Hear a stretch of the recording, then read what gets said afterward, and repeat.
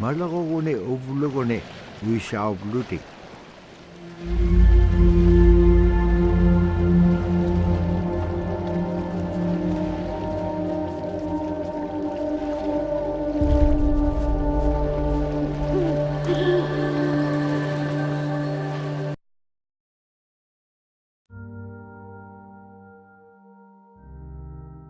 The scaredest I've ever been, I was 12 years old.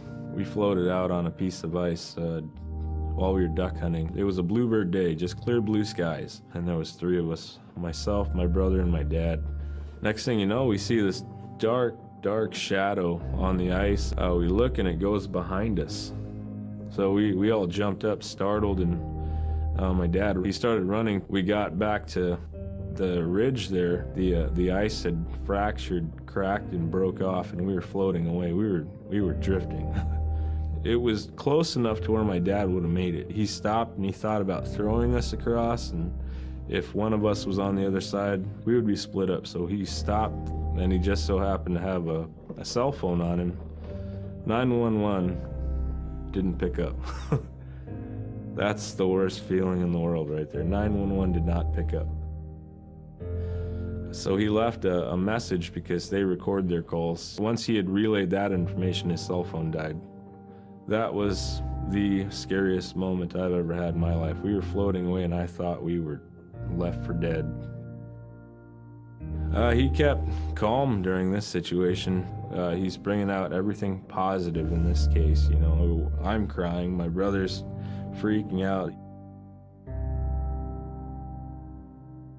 It went from clear blue to dense fog. Within a couple hours, we heard the chopper flying around, so they must have gotten our message. We thought we were saved, and then the chopper sound went away. So we lit some of the sled on fire. It's plastic. We thought black smoke in the fog would create some kind of marker. Chopper pilot had mentioned when we got rescued, you could see a glow in the fog, and he slowed down there, and sure enough, as soon as he slowed down, we got within visual. That was definitely the scariest moment of my life, was floating away and not knowing what the outcome was going to be.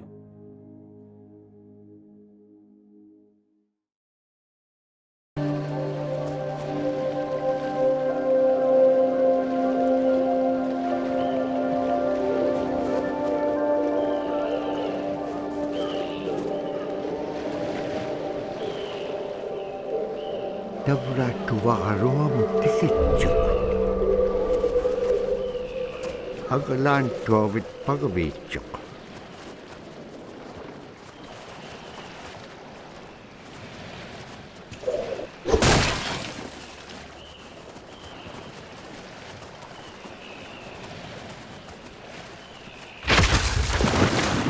Sigo nalunak tuk kanok igilikaniak sila.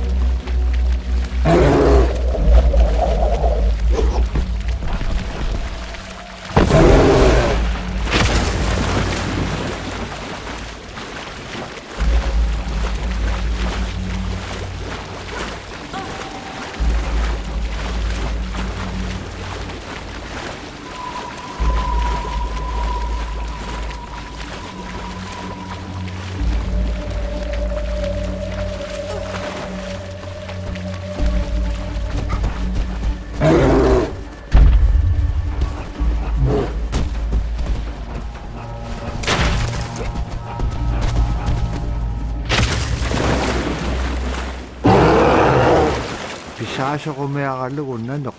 Ang nagkubit. Pinyatitaka vityo. Kakame nanok. Likat tiyalaityo.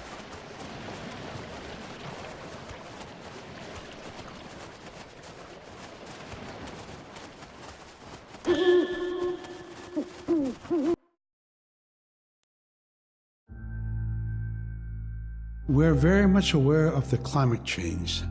And it's been for many years, even before climatologists were noticing this change, Inuit were already saying, Sila alangokto. Our climate is changing. If the heat is going the way it is right now, for us it's going to be pretty bad. Different birds are coming, and they're coming earlier, and sometimes rain is more than what we want. Because when there's more rain, we know it's going to melt the permafrost.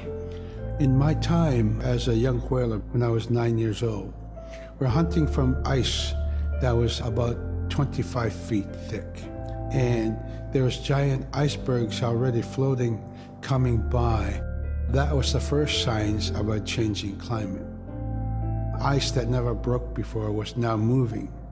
Now, here it is 50 years later, we're hunting whale from ice that's 18 inches thick. There's no more thick ice. It's creating a malfunction in our whaling season is what it is. Actually more than that, all seasons in general. I think we are more scientists than more people will realize. We have more knowledge of those things than people will ever know.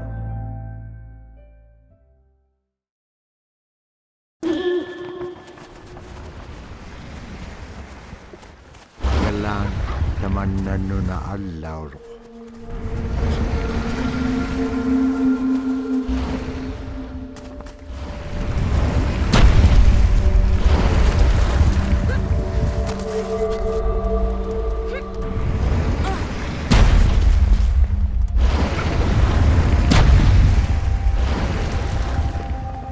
Luktallanik sok kalupayak.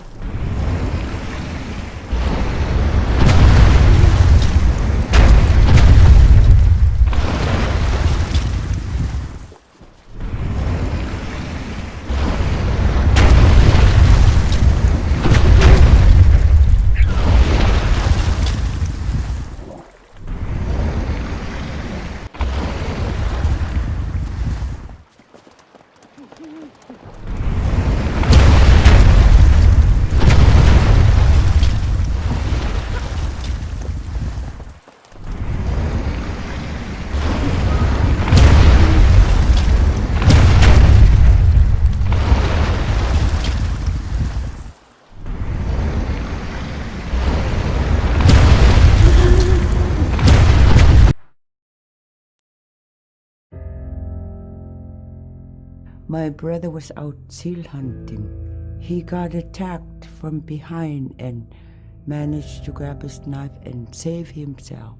When he came to realize, oh no, it's a mother. We've always known traditionally that we avoid killing a mother. It's always been sacred to us to protect them. He had to present himself to the council, and so he was given the job to mother the baby, and we kept it.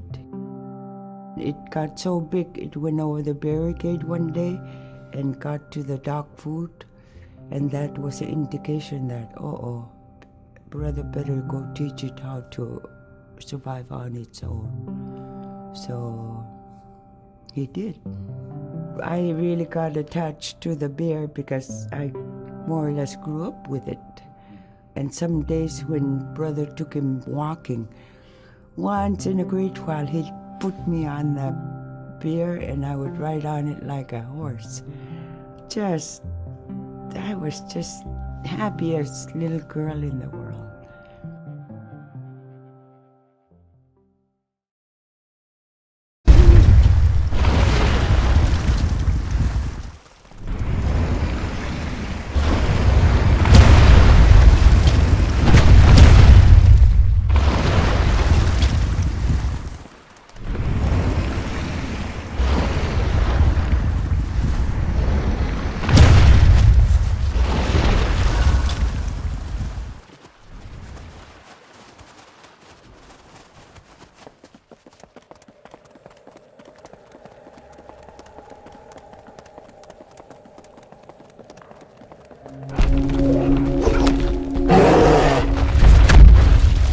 Tapkuak tikisyakkak nannupsit.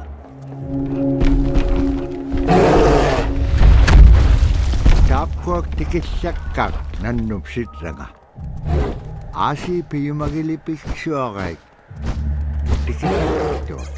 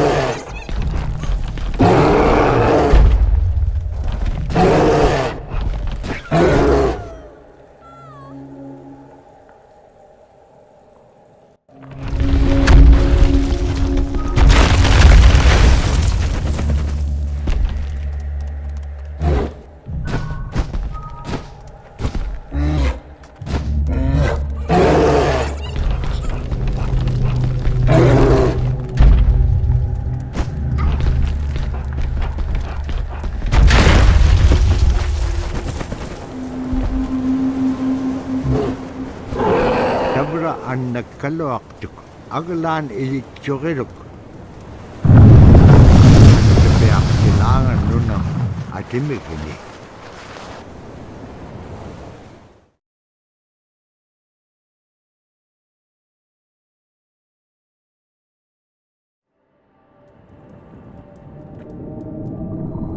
Niveaksiaqalualugulo tiriganniaqalu imaaqtuk. Aasi taqium angalat qarsipillugik. Taqium igukkaik qairusungiñun puktaaqpaum araaqanorlik taimma ipingitpak.